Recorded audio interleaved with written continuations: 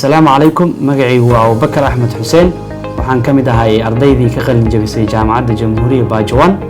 كلية كمبيوتر ساينس انفورميشن تكنولوجي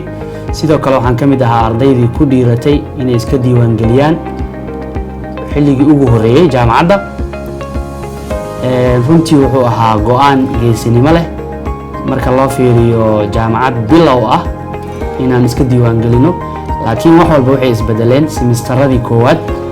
macallimiin quality leh practical joogto ah iyo koorsooyin suuqa la jaan qaadayo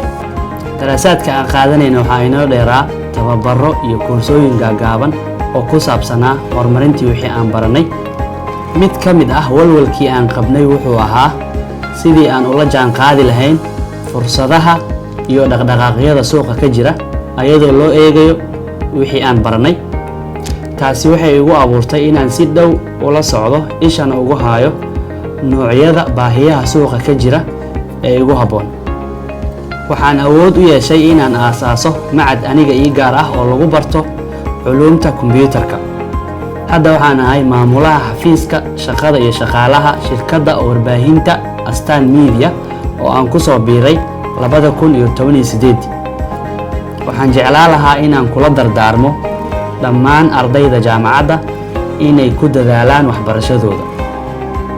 si gaar ah ardayda kulliyadda aan ka aflaxay dhigata iyo kuwa hadda kadib dooran doona waxaan kula talinayaa inay ku faraxsanaadaan una dhabar adeegaan doorashadooda waxbarasho mar kale waxaan u mahad celinayaa maamulka mas'uuliyiinta macallimiinta jaamacadda Jamhuuriya oo si hagar la'aan wax inoo soo baray wanaag badan ayaa qalbiyadeena idinkaga buuxa waxaan idin rajaynayaa guul iyo barwaaqo mahadsanidin